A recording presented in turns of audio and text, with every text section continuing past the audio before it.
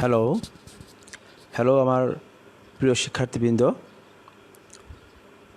Image group of education, Abul Hossain college of engineering এবং image polytechnic ইনস্টিটিউটের পক্ষ থেকে তোমাদেরকে আন্তরিক শুভেচ্ছা ও অভিনন্দন।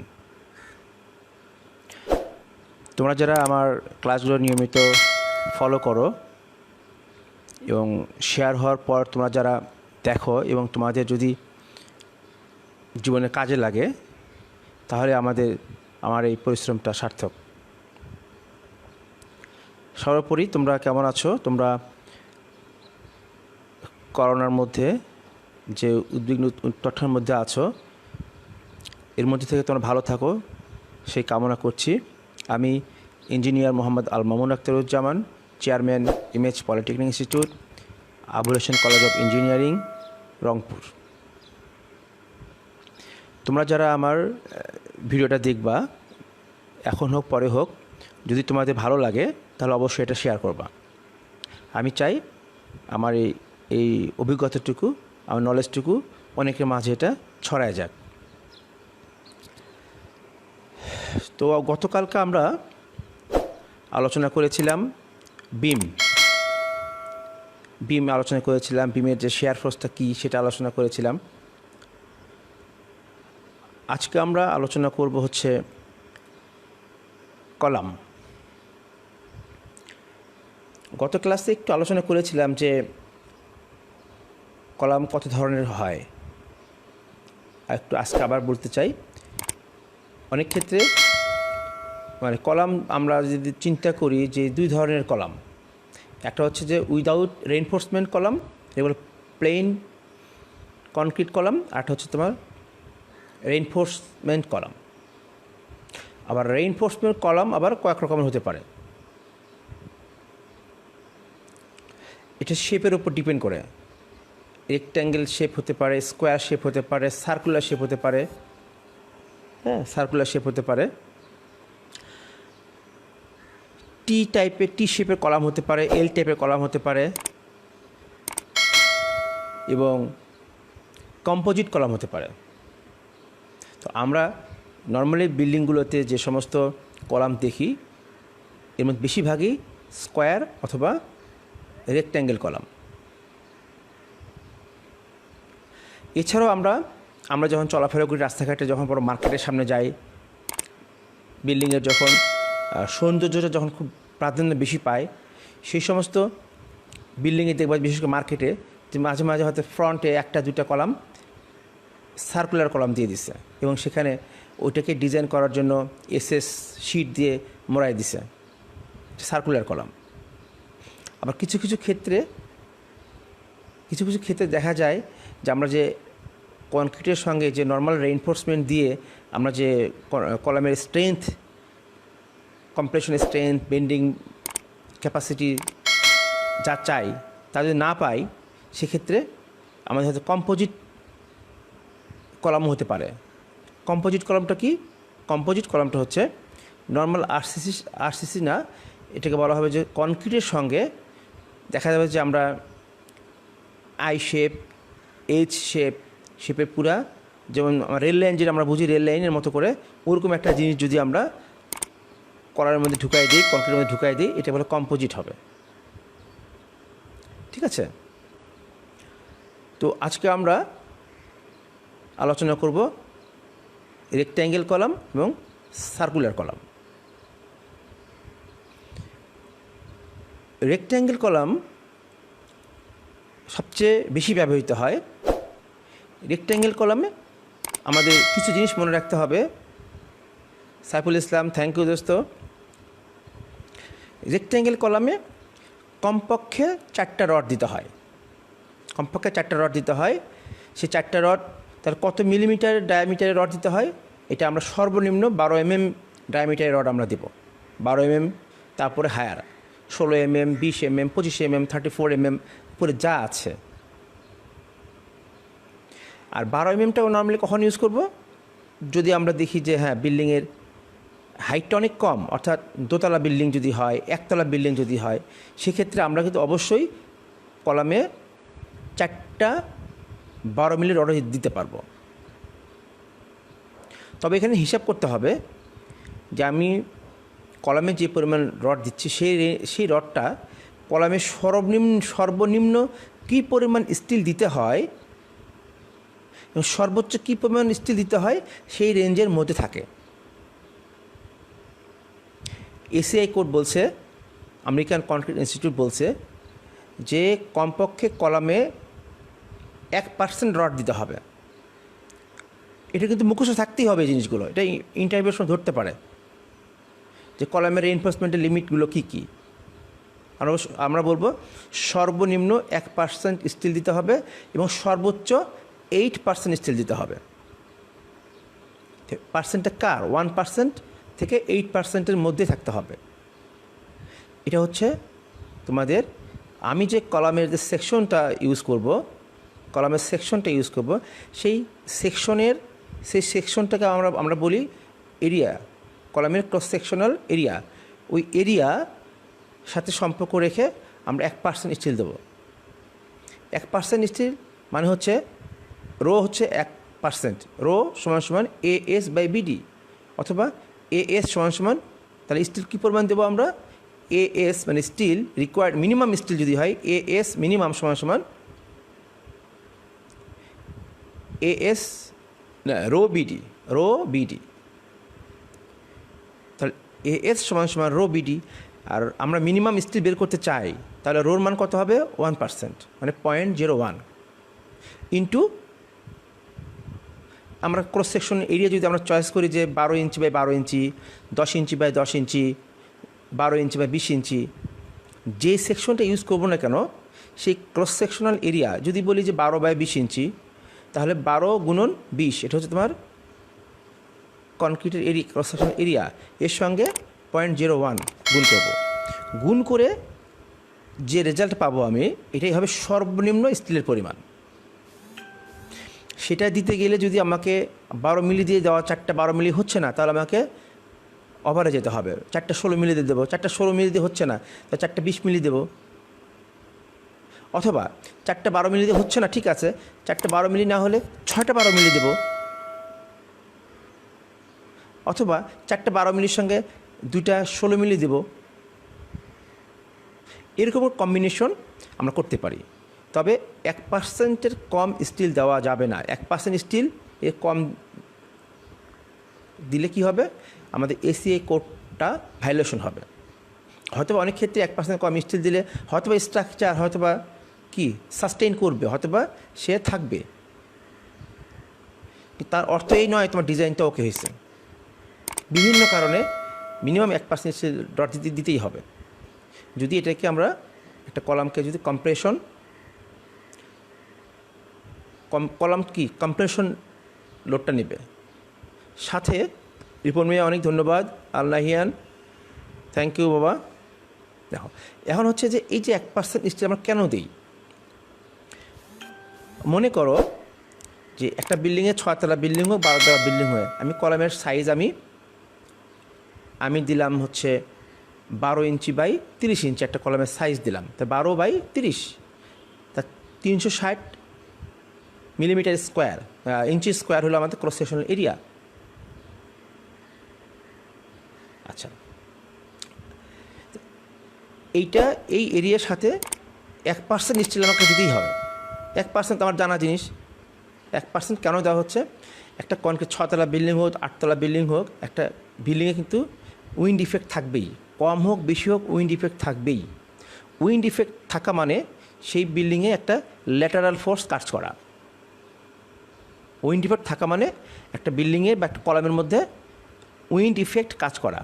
তার মানে হচ্ছে যে আমি যদি বলতে চাই এটা একটা কলাম, এটা ধরেন 6 তলা বিল্ডিংয়ের 60 ফিট একটা কলাম, বা 4 তলা বিল্ডিংয়ে যেই কলাম না, যদি উইন্ড আসে এইভাবে, তাহলে উইন্ড আসলে কী হবে?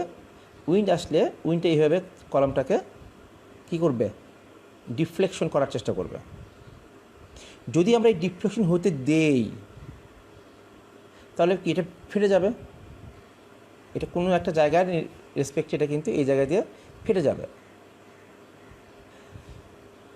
এখন এই কলামটা আমার ল্যাটারাল লোড আসলে এরকম একটা ডিফ্লেকশন হবে। একটা এসিআই কোড বলছে যে হ্যাঁ, এটা ডিফ্লেকশন হওয়ার একটা লিমিটেশন আছে। এই পরিমাণ যে 1 ইঞ্চি বা হাফ ইঞ্চি এটা সূত্র আছে, এই পরিমাণ এটা ডিফ্লেকশন হলে কোনো সমস্যা নাই, যেহেতু কনক্রিট এবং স্টিল উভয়ই কিন্তু এদের ইলাস্টিসিটি ধর্ম আছে, সেই কারণে মিনিমাম রেঞ্জের মধ্যে যদি এটাকে ডিফ্লেকশন করানো যায় তাহলে সে আবার সে ফিরে আসবে। কিন্তু মিনিমাম রেঞ্জের মধ্যেও যদি সে থাকতে চায় তাহলে কিন্তু দেখো কলামের এটা যে কলাম হয় বিভিন্ন জায়গায় টেনশন কাজ করবে, এই টেনশনটা কে নেবে? আমরা জানি যে টেনশন নেওয়ার ক্ষমতা শুধুমাত্র একমাত্র স্টিলের আছে, কনক্রিটের কোনো টেনশন নেওয়ার ক্যাপাসিটি নাই। তাহলে আমি যদি কোনো স্টিল যদি না দেই তাহলে কি হবে? এটা যে কোনো একটা জায়গায় যেখানে টেনশনটা বেশি কাজ করবে সেই জায়গা কিন্তু সেই জায়গাটা ক্র্যাক করবে। এই কারণে আমাদের স্টিল না লাগলেও আমাকে মিনিমাম 1% স্টিল দিতে হবে, কারণ কলামের মধ্যে বিভিন্ন সময় টেনশন কাজ করে। আবার উইন্ড ইফেক্ট আসতেই হবে এমন তো না। আমি যদি এটা কলামে এরকম করে যে লোড আসে, আমরা যে মানুষজন চড়বো, কলম ঝাঁকনি হতে পারে না, একটা ঝাঁকি আসতে পারে, তো বিভিন্ন সময় ঝাঁকি আসতে পারে, এরকম করতে পারে, এরকম করতে একটা সময় দেখা যাবে কি একটা জায়গায় ক্র্যাক করে ফেলতে পারে। ওই ক্র্যাকটা যাতে না করতে পারে সেই জন্য মিনিমাম স্টিল আমাকে দিতেই হবে। তাহলে শিক্ষার্থী বন্ধুরা, তোমরা কি বুঝতে পেরেছ যে মিনিমাম স্টিল 1% কেন আমরা দেব? যাতে এর মধ্যে মিনিমাম মোমেন্ট আসলে বা টেনশন আসলে যাতে কনক্রিটটা বা কলামটা যাতে ক্র্যাক না করে। এরপর আসি যে সর্বোচ্চ কী পরিমাণ স্টিল দিতে হয়। আমার একটা কলামের সেকশন আমি নিলাম, সেই কলামের সেকশনে আমি রড দিতেই থাকবো। আমরা জানি যে একটা রডের সাথে আর একটা রডের মিনিমাম একটা ক্লিয়ার ডিস্টেন্স থাকে। কী কারণে? কনক্রিট প্রবেশ করানোর জন্য মিনিমাম একটা ডিস্টেন্স রাখতেই হয়। তো এবং এই রডগুলো, কলামের যে রডগুলো অবশ্যই পেরিফেরি দিতে হয়। পেরিফেরি মানে আমরা আমি বোঝানোর জন্য একটা মেম্বার নিয়ে আসি।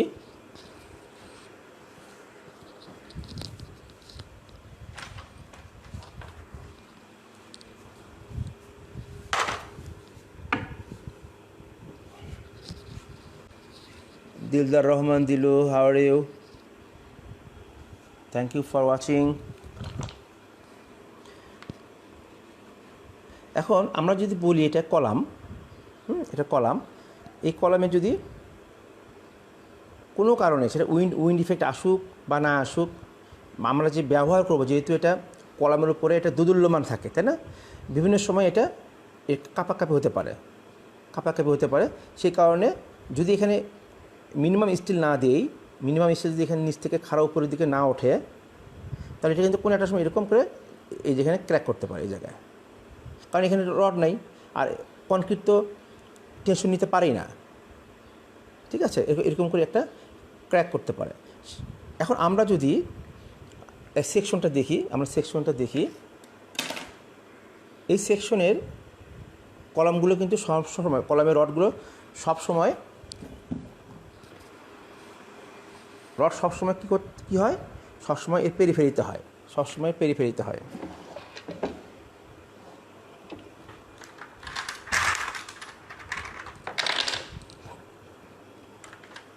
আমি দেখাই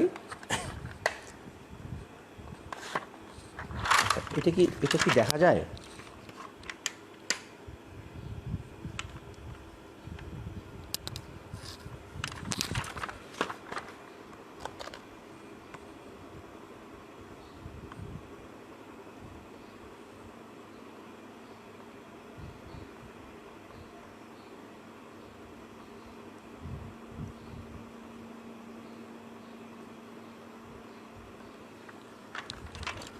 এটা কি দেখা যাচ্ছে? কলামের রডগুলো হবে পেরিফেরি মানে হচ্ছে কলামের যে আউটসাইড থাকবে, কলামের আউটসাইড থেকে ক্লিয়ার কভার, কলামের ক্লিয়ার কভার 1.5 ইঞ্চি। যদি এটা গ্রেড বিমের উপরে হয়, সুপার স্ট্রাকচার হয়, তাহলে ক্লিয়ার কভার হবে 1.5 ইঞ্চি, চতুর্দিকে 1.5 ইঞ্চি। 1.5 ইঞ্চি পরে একটা কী থাকবে? ওই রডগুলো, খাড়া রডটাকে টাইট করার জন্য টাই থাকবে, রিং থাকবে। তারপরে আমাদের মেইন রড থাকবে, ঠিক আছে? কিন্তু আমরা যত ভিতরে দেবো তত কিন্তু ক্লিয়ার কভার বেশি হলে মোমেন্ট আসলে কনক্রিটটা ক্র্যাক করে যাবে। এটা হচ্ছে আমাদের এই যে জায়গাটা আছে এটা হচ্ছে আমাদের এই জায়গাটা হচ্ছে ক্লিয়ার কভার, ঠিক আছে? ভিতরে দেওয়া যাবে না, এটা ভিতরে দেওয়া যাবে না, ভিতরে দিলে তাহলে তার টেনশন নেওয়ার যে ক্যাপাসিটি অনেক কমে যাবে। যদি আমরা ক্লিয়ার কভার থেকে আরও ভিতরে আমরা যদি রেইনফোর্সমেন্টটা দিই তাহলে ওই রডের মোমেন্ট নেওয়ার টেনশন নেওয়ার ক্যাপাসিটি আরও অনেক কমে যাবে। অর্থাৎ ওই রডে টেনশন পৌঁছানোর আগেই কনক্রিটটা ক্র্যাক করবে, ঠিক আছে? আবার বেশি পেরিফেরি দেওয়া যাবে না, তাহলে সে আবার বায়ুর সংস্পর্শে চলে আসতে পারে। এই কারণে ক্লিয়ার কভারটা খুব সুন্দর করে মেনটেন করতে হয়। আচ্ছা, তাহলে আমি বলতে চাচ্ছিলাম যে সর্বোচ্চ রড দিতে হবে 8% আর সর্বনিম্ন 1%। 8%টা একই রকম। আমাদের যদি এই কলামটা যদি এই কলামটার সেকশন যদি এরকম 12 ইঞ্চি আর 20 ইঞ্চি হয়, 12 ইঞ্চি বাই 20 ইঞ্চি হয়, এটা ধরে নিচ্ছি, এটা হচ্ছে 20 ইঞ্চি, নিচ দিকে 20 ইঞ্চি, এটা থেকে 12 ইঞ্চি, তার ওর তো একটা এরিয়া হবে। সেই এরিয়ার সঙ্গে আমরা 8% মানে 0.08 গুণ করলে যে স্টিলটা পাবো আমি, তার চেয়ে বেশি স্টিল দেওয়া যাবে না। কারণ হচ্ছে 8% স্টিল যদি একটা কলামের মধ্যে দিতে হয় তো ওই কলামে এত বেশি পরিমাণ রড আসবে, নিশ্চয়ই সেক্ষেত্রে আমার ক্রস সেকশনের এরিয়াটা কমও হবে, ক্রস সেকশন এরিয়া কম হবে। যদি আমরা 8% স্টিল দিতে চাই সেক্ষেত্রে দেখা যাবে 8% স্টিল ক্যালকুলেশন করলে দেখা যাবে যে এর ক্রস সেকশন এরিয়াটা কিন্তু কমে যায়। তা ক্রস সেকশন এরিয়া কমে যাওয়ার কারণে কি হচ্ছে, হিউজ পরিমাণ স্টিল এই অল্প জায়গার মধ্যে দিতে গেলে দেখা যায় যে একটা রড থেকে আরেকটা রডের যে ডিস্টেন্স, যেটা কনক্রিট ঢোকার জন্য যে ডিস্টেন্সটা লাগে মিনিমাম 1 ইঞ্চি, সেটা থাকে না। এবং কনক্রিটটা কী হয়, কনক্রিট এত বেশি থাকলে, স্টিল বেশি থাকলে কলামটা ব্রিটেল হয়ে যায়, ঠিক আছে? ব্রিটেল হয়ে যায়। আচ্ছা, তাহলে এটা আমাদের মুখস্থ রাখতে হবে যে একটা কলামে আমরা সর্বনিম্ন 1% স্টিল দেবো, সর্বোচ্চ 8% স্টিল দেবো। তবে আমরা যদি বিল্ডিং 6 তলা 5 তলা 6 তলা হয় তাহলে 2%-এর মধ্যে স্টিল রাখলেই এটা বেটার। 2%, সর্বোচ্চ 2% স্টিল রাখলে কিন্তু বেটার। 3% স্টিল অবশ্যই দেওয়া যাবে, সেক্ষেত্রে কলামের সাইজ অনেক কম আসবে, সাইজ ছোট হয়ে যাবে। বিল্ডিংয়ের হাইট যত কম, লোড তত কম, স্টিল বেশি দিলে ক্রস সেকশন এরিয়াটা কি কমে যাবে। কিন্তু দেখারও একটা বিষয় থাকে, দেখার একটা বিষয় থাকে। রুশো কেমন আছো? সেই কারণে আবার কলামের মিনিমাম একটা ডাইমেনশন আছে, যে আমি ইচ্ছা করলে আমি 6 ইঞ্চি বাই 6 ইঞ্চি আমি কলামের ডাইমেনশন দিতে পারবো না। এটাও 6 ইঞ্চি, এদিকে ছোটোটা হলো 6 ইঞ্চি, এদিকে তোমার 10 ইঞ্চি, এটা 8 ইঞ্চি, এটা দিলাম 12 ইঞ্চি। ইচ্ছা করলে আমরা কিন্তু সেটা দিতে পারবো না, এই দিক থেকেও লিমিটেশন আছে। তো এই লিমিটেশনটা হচ্ছে সর্বনিম্ন, এখনকার বইয়ে বলে, বিএনবিসি বই বলে যে কোনো একদিকে যে ডাইমেনশন সেটা সর্বনিম্ন 12 ইঞ্চি। কিন্তু আমরা এর আগে যুগ ধরে শত বছর আগে কিন্তু এটা 10 ইঞ্চি দিয়েও কিন্তু বিল্ডিং হয়েছে। সেই কারণে গ্রামে গঞ্জে বিল্ডিংয়ের হাইট যদি বেশি না হয়, ফ্লোর তলা যদি বেশি না হয়, সেক্ষেত্রে আমরা 10 ইঞ্চি আমরা করতে পারবো।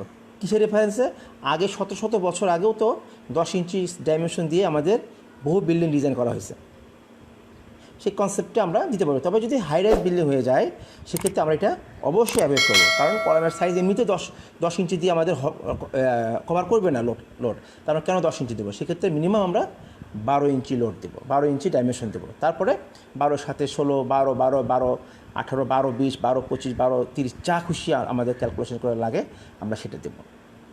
হাই রাইজ বিল্ডিং হলে দেখা যায় যে কলামের সাইজ যদি বেশি বড়, আমি যদি স্টিল যদি হাই রাইজ বিল্ডিং 10 তলা 15, 20 তলা বিল্ডিংয়ে যদি আবার রেনফোর্সমেন্ট যদি দেখা যাচ্ছে 1.5 থেকে 2% দেই, সেক্ষেত্রে কিন্তু কলামের যে ডাইমেনশনটা আছে এটা আবার অনেক বড় হয়ে যাবে, বেশি স্পেস খেয়ে ফেলবে।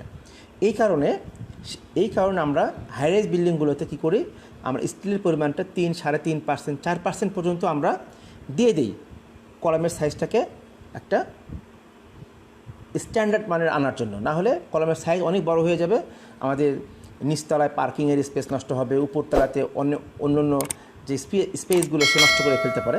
সেখানে হাইরাইজ বিল্ডিং আমরা অবশ্যই 3-4, এটা যেরকম বিল্ডিং যেরকম লোড আসে একটা ইঞ্জিনিয়ার এটা আসলে ডিসিশন নেবে। আমার কথা যে 1% থেকে 8%-এর মধ্যে থাকলেই হলো। 8-এর দিকে না যাওয়াই ভালো, 6, 7, 8-এর দিকে না যাওয়াই ভালো। গেলে কিন্তু কোর্ট কী করবে, গেলে কিন্তু কোনো অসুবিধা নাই, গেলে কিন্তু কোনো অসুবিধা নেই। আচ্ছা, এখন আমরা যেটা শেখাতে চাই সেটা হচ্ছে যে কলামের যে রডগুলো আছে, এই রডগুলো একটা হচ্ছে রড খাড়া রড থাকবে মেইন রড, আর থাকবে টাই যেটা থাকবে হরিজন্টাল থাকবে, এটাকে রিংও বলতে পারি আমরা। এটা সম্পর্কে আমি একটু দেখাবো। এখন আমরা দেখব কলামের ক্রস সেকশন এরিয়া কাকে বলে। ম্যাক্সিমাম স্টুডেন্ট ক্রস সেকশন, কলামের ক্রস সেকশন, বিমের ক্রস সেকশন আঁকতে ভুল করে, ডিটেল আঁকতেই পারে না। ক্রস সেকশন করার পরে কি দেখাতে হয় তাই স্টুডেন্টরা বলতে পারে না। তা আমি তোমাদেরকে একটা চমৎকার উদাহরণের মাধ্যমে তোমাদেরকে আমি দেখাতে চাই। সেটা হচ্ছে যে আমি ক্রস সেকশন আঁকবো। এটা একটা আমরা দেখতে পাচ্ছি, কিন্তু এটা একটা কি শশা। আমি যদি কনক্রিট এনে ক্রস সেকশন দেখাতে পারতাম না, আমি কনক্রিট কাটা যায় না, কিন্তু আমি এটা কাটতে পারি। হ্যাঁ, ক্রস সেকশন মানে ধরে নিচ্ছি এটা একটা কলাম, এই কলামে আমি এই জায়গায় কাটবো, এই জায়গাতে আমি কাটবো, ঠিক আছে। আমি এই জায়গায় আমি কাটছি, এই জায়গাতে আমি এরকম জায়গাতে আমি কেটে ফেললাম। আমি কিন্তু কেটে ফেলছি। হ্যাঁ, কেটে ফেলার পর আমি কি দেখতে পাচ্ছি, যে অংশে চাকুটা টাচ করে গেছে, যে অংশটাতে চাকুটা টাচ করে গেছে, ওই অংশটা কাটলে যেটা দেখা যাবে, আমি যদি বলি কাটলে কি দেখা যায়, এইটাকেই বলা হয় ক্রস সেকশন। এই পাশে এই পাশে কিন্তু অনেক পার্থক্য আছে। কি দেখা যাচ্ছে, এটাকে বলা হয় ক্রস সেকশন। এখানে এখন আমি এখানে যা দেখতে পাচ্ছি সেটাই ড্রয়িংয়ে আমাকে উপস্থাপন করতে হবে। এখানে আমি যা দেখতে পাচ্ছি তাই আমাকে ড্রয়িং উপস্থাপন করতে হবে। এখানে আমরা দেখতে পাচ্ছি যে চতুর্দিক থেকে একটা গ্রিন একটা কি আছে, লাইন আছে চতুর্দিকে। এটা হচ্ছে আমাদের কলামের, যদি কলাম বলি তার কলামের কি আউটার লাইন, এটা আমাকে ফার্স্ট আঁকতে হবে। ঠিক আছে, ফার্স্ট আঁকতে হবে। আঁকলাম আমরা একটা গোল আঁকলাম। তারপরে কি দেখতে পাচ্ছি, সেখান থেকে কিছু দূর গিয়ে তারপরে কিন্তু আমি বিচি দেখতে পাচ্ছি, বিচি দেখতে পাচ্ছি। তাহলে আমাকে এই গ্রিনের আউটলাইনটা আমাকে কলমের আউটলাইন হিসেবে আগে কাগজে আঁকবো। স্কোয়ার হলে স্কোয়ার আঁকবো, সার্কেল হলে সার্কেল রাখবো। আঁকার পরে আমি বলতেই পারি, এই যে বিচি আছে না, এই যেমন বিচিটা এখানে রড চিন্তা করি, এখানে আমি রড চিন্তা করি। যদি রড চিন্তা করি তাহলে এখান থেকে এই যে সলিড যে জায়গাটা, আমি এটাকে বলবো ক্লিয়ার কভার, আমি ক্লিয়ার কভার। তার মানে এটা হচ্ছে শুধুমাত্র এগুলোতে কনক্রিট থাকবে, এই অংশগুলোতে কনক্রিট থাকবে, এই অংশ কনক্রিট থাকবে, ঠিক আছে। তারপরে হচ্ছে রড, এখানে কয়টা বিচি দেখতে পাচ্ছি, এখানে যদি 7টা বিচি দেখতে পাই। তা আমি যদি এটাকে এইভাবেই আমি যদি হু আঁকতে চাই, বলি যে এইটা একটা শশার ক্রস সেকশন আঁকো, একটা শশার ক্রস সেকশন আঁকো।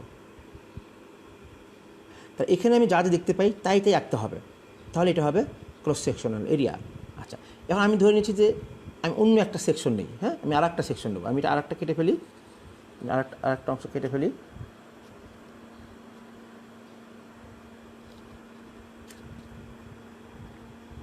এবার দেখি। হ্যাঁ, এবার দেখি, এটাকে বলে ক্রস সেকশন। কাটার পরে আমি এইদিকে তাকাবো, এইভাবে আমি তাকাবো। এখানে কি দেখতে পাচ্ছি, আউটের একটা লাইন দেখতে পাচ্ছি, তারপর কিছু অংশ সলিড, এটাকে ক্লিয়ার কভার, তারপর অনেকগুলো বিচি দেখতে পাচ্ছি। বিচিগুলোর ওরিয়েন্টেশন এখানে ভিন্ন রকম আছে। যা দেখতে পাই সেটাকে ড্রয়িংয়ে প্রতিস্থাপন করাকে বলা হয় ক্রস সেকশন। আচ্ছা, আর একটু চিন্তা করি, আরেকটা অংশ যাই,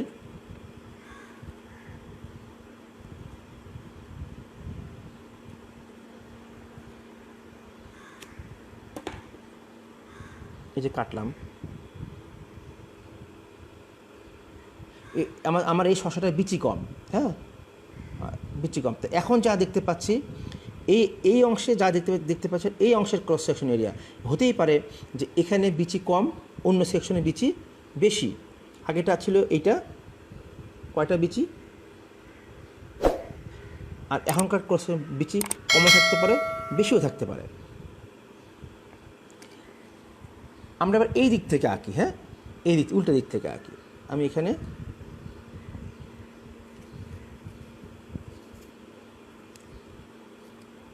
এবার আমি কি দেখতে পাচ্ছি,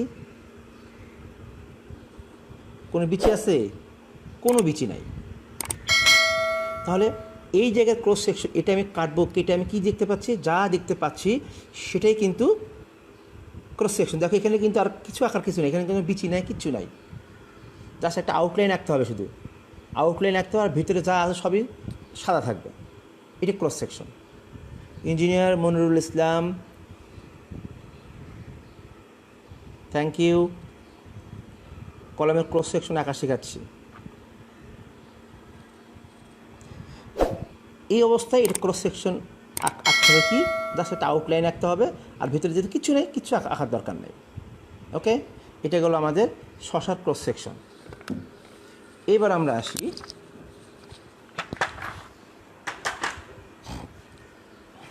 আচ্ছা বন্ধুরা, এটা যদি আমরা বলি যে এইভাবে থাকলে হবে কি কলাম, আর এইভাবে থাকলে কি হবে বিম। তাহলে বিমের এরকম করে, এটা বিম, আমি এভাবে কাটার পরে যা দেখতে পাই সেটা হবে বিমের ক্রস সেকশন। ঠিক আছে? আচ্ছা এইবার আসি বন্ধুরা, শিক্ষার্থী বন্ধুরা তো খেয়াল করি, এটা একটা গাজর। আমি এবার গাজরের ক্রস সেকশন আঁকবো, আমরা দেখাতে চাই। দেখো ক্রস সেকশন মানে হচ্ছে কাটতে হবে, না কাটে ক্রস সেকশন হবে না।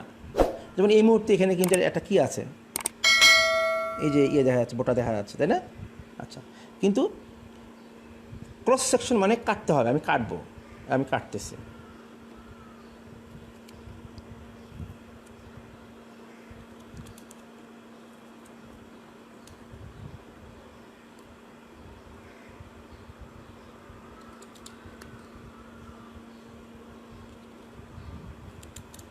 খুব সাবধানে কাটতেছে, যদি হাত কেটে যায় এই জন্য সাবধানে কাটতেছে, এটা সত্যি সত্যি কাটতে হচ্ছে।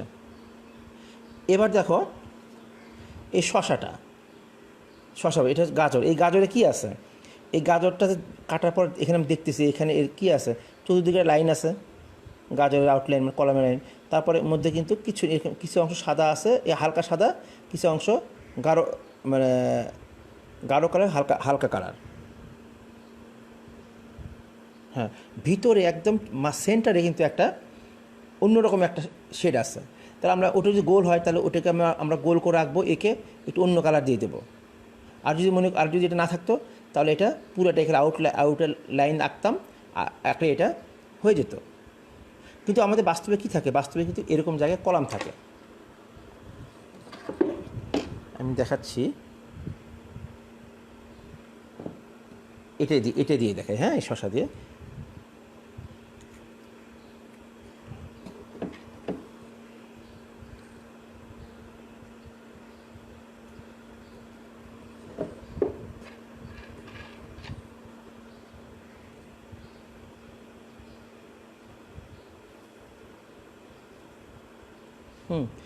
এরকম রড থাকে বন্ধুরা। আমার এখানে আমি এরকম 4টা জিনিস আনতে পারি নাই, তবে আমি আরেকটা জিনিস দিয়ে নিয়ে আসার চেষ্টা করি।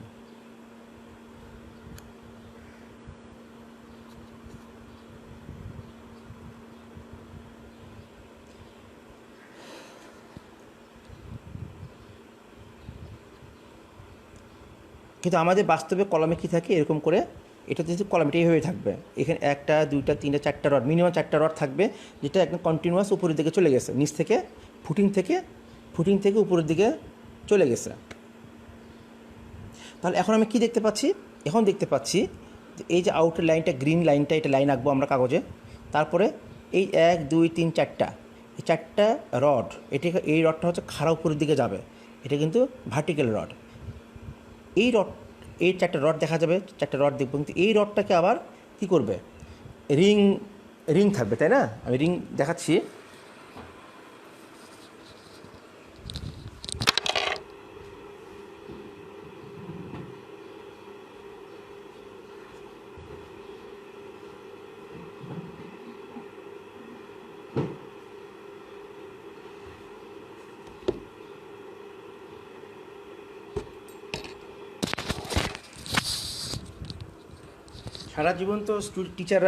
সারা জীবন টিচাররা কী করছে, এই আমিও সারা জীবন আমাদের শিক্ষকরা আমাদেরকে কলাম সেকশন আঁকানোর বহু চেষ্টা করছে কলাম সেকশন আঁকানোর জন্য, সব কাগজে কলমে, সে ড্রয়িংয়ে। হ্যাঁ, আর আমরা তো ম্যাক্সিমাম মানুষই হাফেজ হয়েছি।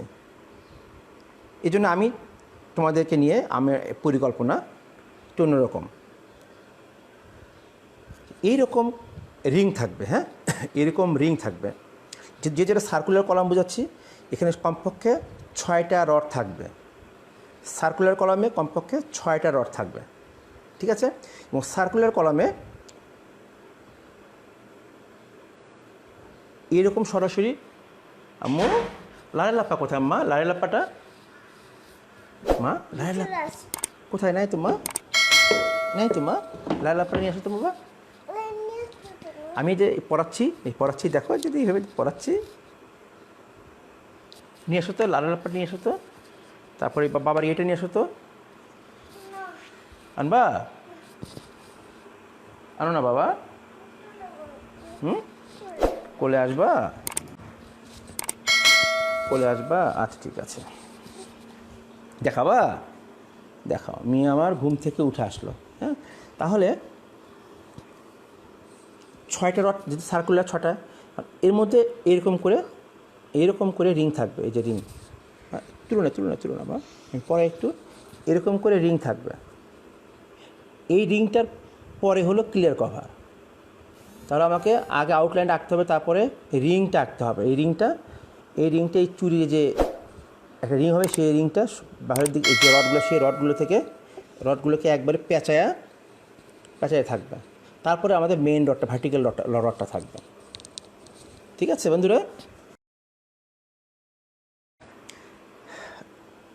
এটা হলো আমাদের ক্রস সেকশন। 4টা রড দেখাচ্ছি আমি, কিন্তু বাস্তবে এটা 6টা রড কমপক্ষে হবে। আচ্ছা, এরপরে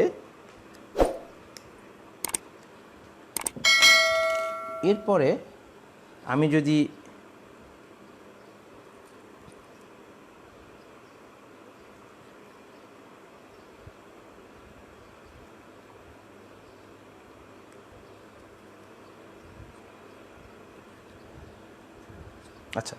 এরপরে আমি এর সেকশনটা আঁকতে চাই, গাজরের সেকশনটা আঁকতে চাই। হারান রশিদ, থ্যাংক ইউ ফ্রেন্ড। সবুজ কবির, কেমন আছো? আচ্ছা, এরপর আমি এই চাকু দিয়ে ইয়েটায় কাটলাম, গাজরটায় কাটার পর কি দেখা যাচ্ছে, এখানে 3টা রড দেখা যাচ্ছে। আমি যা দেখতে পাই তাই আমি কাগজ আঁকবো। এরকম একটা গোল আঁকবো, তারপর 3টা রডটাকে যেভাবে গোল করে আঁকতে হয় সেটা আঁকবো, ঠিক আছে? আর চতুর্দিকটা রিং থাকবে, রিংটা আঁকবো। আর এখানে ক্লিয়ার কভার থাকবে, ক্লিয়ার কভারটা আমাকে কাগজেও দেখাতে হবে। এটা সার্কুলার যদি হয় তার কমপক্ষে 6টা লাগবে, ঠিক আছে? Cross section. এরপরে আমি আরেকটা উদাহরণ দিয়ে আমি ক্রস সেকশনটাকে শেষ করব। এটা একটা পটল, হ্যাঁ। এখানে আমরা এটা ক্রস সেকশন কী হয়, আমি ইচ্ছা করলে এটা কিন্তু খাড়া আঁকতে পারি। আমি খাড়াটাও আমি দেখাবো। আগে এটাকে বলা হয়েছে যদি কলাম হয় তাহলে হরিজন্টাল সেকশন, হ্যাঁ, হরিজন্টালি কাটতেছে আমি, এই জন্য। আর যদি খাড়া কাটি এটাকে বলে ভার্টিক্যাল সেকশন। তো কলমের ক্রস সেকশন যদি কেউ বোঝায় তাহলে অবশ্যই এইভাবে আমাকে কাটতে হবে, ঠিক আছে? এইভাবে আমি কাটি।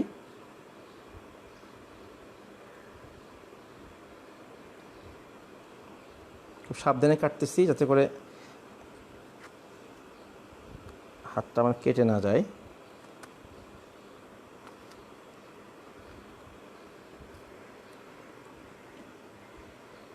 এবার দেখো তো শিক্ষার্থী বন্ধুরা, এবার পটলে কী দেখা যাচ্ছে? এটাও সার্কুলার, চতুর্দিক থেকে একটা লাইন থাকবে, কিছু দূরে গিয়ে পটলের বিচি দেখা যাবে। হ্যাঁ, পটলের বিচি দেখা যাবে। আচ্ছা, পটলের বিচি দেখা যাবে। এইটাই আমি কাগজে যখন আঁকবো এটাকে বলবো আমরা ক্রস সেকশন। ঠিক আছে, এখন লং সেকশনও হয়। লং সেকশন কি? এটা যদি আমার কলাম হয়, লং সেকশন মানে লম্বা বরাবর কাটবো আমি, এরকম করে লম্বা বরাবর কাটবো, ভার্টিক্যালি কাটবো এরকম করে। আমরা শশা কাটা তো আমরা সবাই জানি।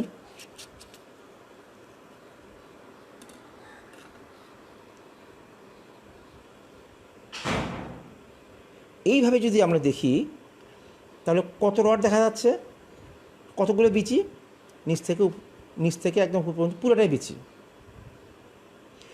এটাকে বলবো আমরা হচ্ছে লং সেকশন। কলাম হলে কলামের লং সেকশন বা ভার্টিক্যাল সেকশন, উপর থেকে নিচ দিকে কাটছি আমরা ভার্টিক্যাল সেকশন। আর হরিজন্টালি কাটলে এটা হবে, আগে যেটা দেখালাম সেটা হবে ক্রস সেকশন বা হরিজন্টাল সেকশন। ঠিক আছে মিথুন ইসলাম, থ্যাংক ইউ। আচ্ছা, তার মানে কি, একটা জিনিসের লং সেকশন আর হলো ক্রস সেকশনের মধ্যে বিশাল পার্থক্য। ক্রস সেকশনে এখানে কি দেখা যাচ্ছে? কয়েকটা বিচি দেখা যাচ্ছে, আর লং সেকশনে প্রচুর বিচি দেখা যাচ্ছে। এই জন্য কিছু কিছু ক্ষেত্রে আমাদের একটা মেম্বারের ভিতরে কোথায় কি আছে সেটা বোঝানোর জন্য এটা দুইভাবেই আমরা সেকশন করতে পারি। এটা হচ্ছে ক্রস সেকশনও আমরা করতে পারি, কলামের জন্য ক্রস সেকশনটা খুব ইম্পর্টেন্ট, এবং লং সেকশনে তেমন প্রয়োজন পড়ে না। কিন্তু বিমের ক্ষেত্রে কিন্তু আবার এর জাস্ট উল্টা, বিম থাকে এরকম করে, আর ভার্টিক্যালি কাটলে এই ছোটোটা কাটবো আমরা। ভার্টিক্যালি কাটলে আমরা ছোটো অংশটা কাটা পড়ে। আর বিমের যদি লং সেকশন করি, বিমের লং সেকশন মানে হচ্ছে এইরকম করে, বিমের ক্রস সেকশন মানে হচ্ছে এরকম, তারপরে এ মাথা থেকে ওই মাথা বিচি আসছে, এইটাই বুঝাইতে হবে। তারপর আমরা যদি বিচিটাকে রড বলি, তার মানে উপর থেকে বাম থেকে ওই যেখানে বিচি বরাবর একটা রড দিয়ে দেবো, তাই বিচি আসে, আর নিচে আবার যে বিচি আসে সেই বরাবর একটা রড দিয়ে দেবো, দুটো রড দেখালেই হচ্ছে। কিন্তু এই অবস্থাতে এখানে এসে কিন্তু দেখা যাচ্ছে কোনো রড নাই।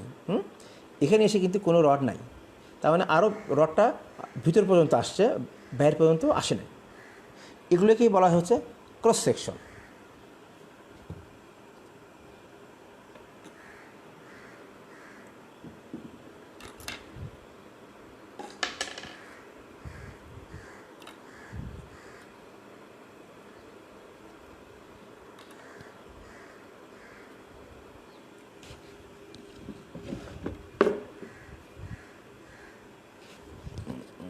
হয়ে গেল।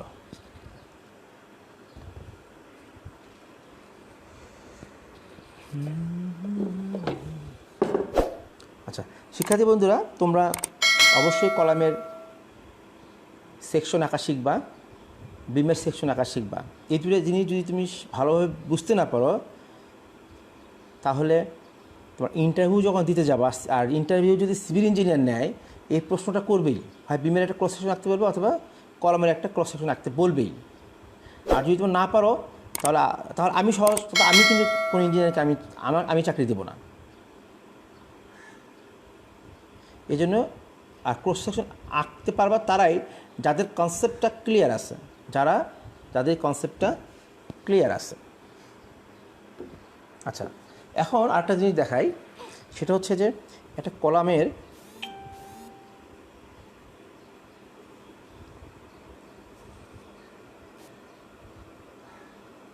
এরপর আসি টাই। এবার টাইটাকে কেন দিচ্ছি আমরা? ঠিক আছে, ধরে নাও এটা একটা কলাম, এই কলামে আমি একটু শর্ট করে নিই। হ্যাঁ, একটু শর্ট করে নিই, তাহলে বুঝতে সুবিধা হবে। এইটুকু কলামের মধ্যে আমি এখানে এভাবে লোড দিচ্ছি। আমি ধরে নিচ্ছি এখানে শুধু খাড়া রড আছে, আর কোনো রড নাই। ঠিক আছে, তো আমরা যখন উপর থেকে নিচ দিকে চাপ দিলে কি হচ্ছে, এই দেখো, চাপ দিলে কোনো একটা পার্ট এদিকে বের হয়ে গেছে। অর্থাৎ তুমি এটা চিন্তা করতে, আটার বস্তা চিন্তা করতে পারো। আমরা যে আটার বস্তা চিন্তা করি, একটা আটার বস্তার মধ্যে তুমি প্রচুর পর লোড দাও, তো আটাটা কিন্তু তার বস্তাতে কিন্তু প্রেশার দেবে। বস্তা প্রেশার দিয়ে চাপ অতিরিক্ত থাকলে বস্তাটা ছিঁড়ে ফেলে আটাটা বের হয়ে যাবে। সেই ইফেক্টটাই যদি আমার কলামে যদি আমরা এরকম করে লোড দেই লোডের কারণে অতিরিক্ত লোডের কারণে এখানে যে শেপ হয়েছে কোনো একদিকে বাঁকা হয়ে গেছে, আর একদিকে বাঁকা মানে টেনশন হয়ে পর ফেটে গেছে মনে করো। হ্যাঁ, এই ইফেক্ট যাতে না হয় এটা মানে এটা মর্টারটা ফেল করে দেয়, রডটা বাঁকা হয়ে যায়, রড বাঁকা হয়ে মোটরটা ফেল করে, মোটর না কনক্রিটটা ফেটে যায়। চিন্তা করো যে একটা আটার বস্তা চিন্তা করো, আটার বস্তা চিন্তা করলে আমরা আরও ভালোভাবে বুঝবো। প্রেশার দিচ্ছি, উপর থেকে প্রেশার দিচ্ছি, প্রেশারটা দিচ্ছি, আটাটা কিন্তু বের হওয়ার চেষ্টা করবে। বের হয়ে কী হবে, একটা সময় গিয়ে আটার বস্তাটাকে সে হিট করবে, হিট করলে বস্তাটাও কী করবে, ধরে রাখার চেষ্টা করবে লোডটাকে। ধরতে ধরতে যখন দেখবে লোড বাড়তেছে আস্তে আস্তে কিন্তু বস্তাটা সে যে ম্যাটেরিয়ালই হোক না কেন, লাইলনের হোক তারপরে চটের হোক যে হোক না কেন, সে কিন্তু ওর মধ্যে টেনশন বেড়ে যাবে। টেনশন বাড়তে একটা সময় গিয়ে কিন্তু ওটা ফেটে যাবে, বস্তা ফেটে যাবে। আর এই বস্তা যদি ফাটতে না দিই তাহলে কী করি আমরা, কী করবো, যে জায়গায় ফাটতেছে বোঝা যাবে তার ওই জায়গায় আমি আবার সুতো ফাটছে আবার সুতো দিয়ে টান দিলাম, আবার সুতো দিয়ে বাজে দিলাম, তাহলে কি ছিঁড়ে যাওয়ার মুহূর্তে কিন্তু আবার সুতো দিয়ে বেঁধে দিই, তাহলে ওই জায়গায় আবার টেনশন হওয়ার ক্যাপাসিটি বেড়ে গেল। তারপরে আমাকে বস্তাটাকে শক্তিশালী করতে গেলে বস্তা যে জায়গাগুলো ছিঁড়ে যাবে বা ছিঁড়ে যাওয়ার উপক্রম সেই জায়গায় আবার যদি আমরা সেলাই করি তো ওটার ক্যাপাসিটি আরও বেড়ে যাবে, বেশি লোড নিতে পারবে। সেরকম কলামের মধ্যে যখন আমরা লোড দেবো, কলামের মধ্যে যখন আমরা লোড দিলে কী হবে, কনক্রিটটা যদি বের হয়ে আসতে পেট ফেটে বের হয়ে আসতে না পারে সেই জন্য আমরা টাই ইউজ করব। তাহলে রডটা বাঁকা হতে রড বাঁকা হয়ে কনক্রিট কিন্তু বের হয়ে আসার চেষ্টা করে, রডটাকে আমরা বাঁকা হতে দেবো না। রডটা যদি বাঁকা হতে না পারে তাহলে ইনশাল্লাহ কনক্রিট বেরোতে পারবে না। ঠিক আছে, তাহলে এই ইফেক্টটা, রিয়াদ মনা কেমন আছো তুমি, অনেক দিন পর, তুমি কোথায় আছো মনা? আমার বুয়েটের এবং হলের আমার জুনিয়র। আচ্ছা, তাহলে এই কনক্রিটটা যাতে পেট ফেটে বের হয়ে যেতে না পারে, রড পাকা হয়ে পেট ফেটে, সেই কারণে রডগুলোর মধ্যে একটা বন্ডিং তৈরি করা, রডের চতুর্দিক থেকে রিং দেওয়া, এটা টাই দেওয়া। তাহলে কী হবে, মেইন যে খাড়া রডটা আছে সে ফেটে যাওয়ার চেষ্টা করবে, কিন্তু ওখানে যেহেতু আমরা হরাইজন্টাল রিং দিছি সেহেতু আমি এখানে দেখাতে পারি,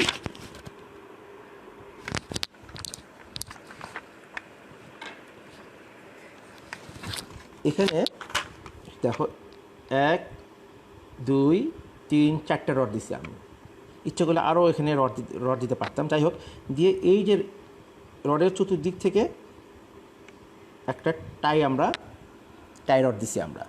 এর কাজ হচ্ছে এই রডটা, এটা আবার কী করতে হয়, এটা আবার কিন্তু পুরো কলামের লেন্থ বরাবর, হাইট বরাবর, দেখা 6 ইঞ্চি পরপর 4 ইঞ্চি পরপর এরকম দিতে হয়। আবার বেশি গ্যাপে দিলে কী হবে, দুটো গ্যাপের মাঝখানে যদি বেশি জায়গা পায় তখন কিন্তু ওই জায়গায় কিন্তু কনক্রিটটা বা রডটা বেন্ডিং হয়ে যাবে আর কনক্রিটটা ফেটে যাবে। এই জন্য এটা একটা নিয়ম আছে, সূত্র আছে, সূত্র অনুসারে আমরা দেব। আচ্ছা, এখন এই যে রিংটা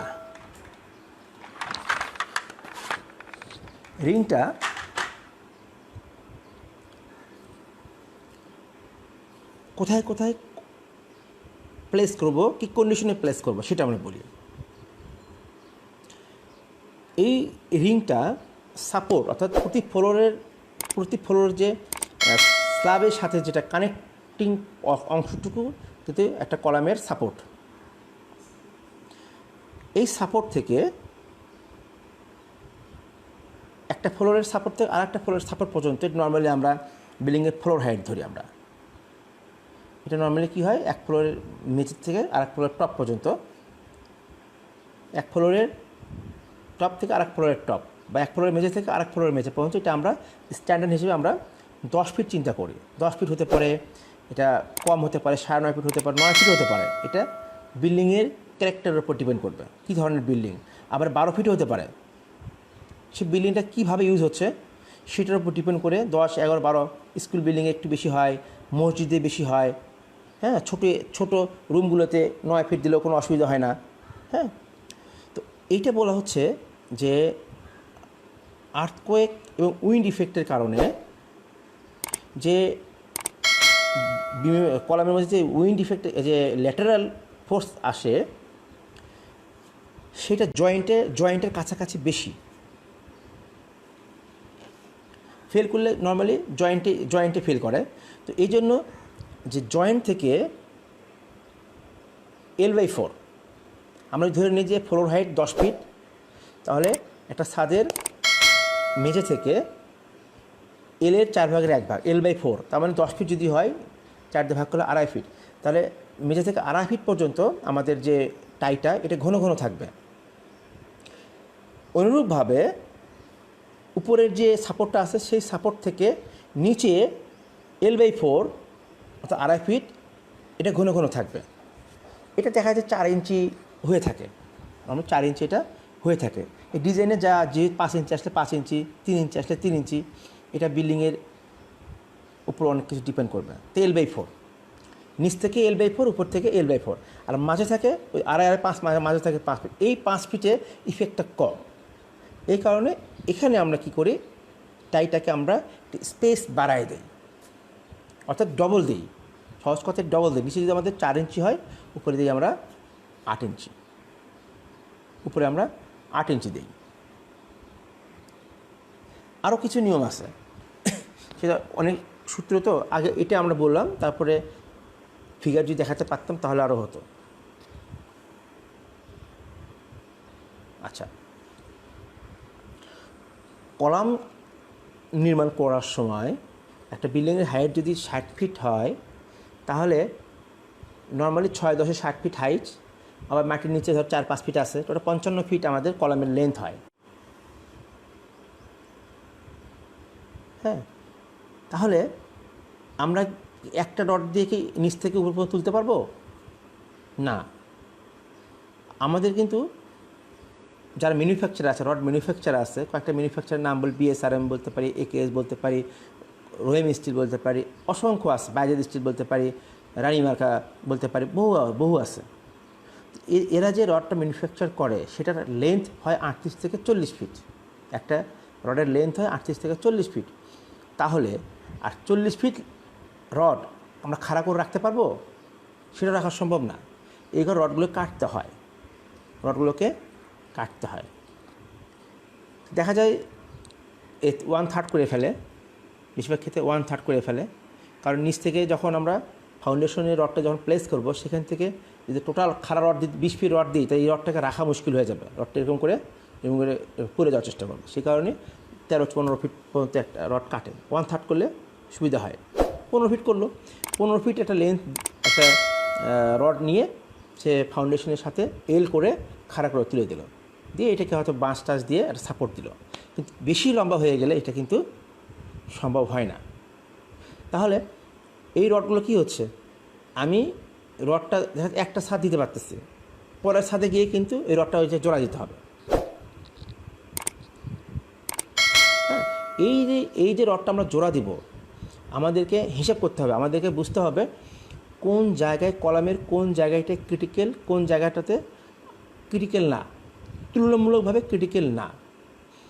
এটা হচ্ছে এই যে আমরা বললাম যে L/4, যে আমরা টাই দেবো নিচ থেকে L/4-এর 2.5 ফিট, টপ থেকে L/4-এর। বাবা আসো আসো আসো, মা মা মামা আসো। কী হয়েছে বাবা? হ্যাঁ, কে? আপিতা? আচ্ছা আচ্ছা আচ্ছা আচ্ছা, তা আপিতা দুষ্টু করেছো তুমি, তাহলে করেছো মা। তাহলে এই যে বাকি যে মাঝখানের L/2-তে আমাদের স্টিরাপটা পাতলা পাতলা করে দিলেও হয়, স্পেসিংটা বেশি হয়। একটু কথা বলে শেষ করে দেবো। যে এই L/4 মধ্যে যাতে আমাদের রড যে জোড়া দেব ওই জায়গায় যাতে হয়, ওই অংশের মধ্যে যদি হয়, এবং এক জায়গায় যাতে বেশি কাটা না পড়ে। চলো চলো আজকে আমার শিক্ষার্থী বন্ধুরা, আজকে এই পর্যন্ত শেষ। কালকে আবার পরশু আবার দেখা হবে। সবাই ভালো থাকবা, বাসায় থাকবা, বাসায় পড়াশোনা করবা, বাইরে যাবা না। তোমাদের সুন্দর ভবিষ্যৎ কামনায় আমি শেষ করলাম। থ্যাঙ্কস সবাইকে।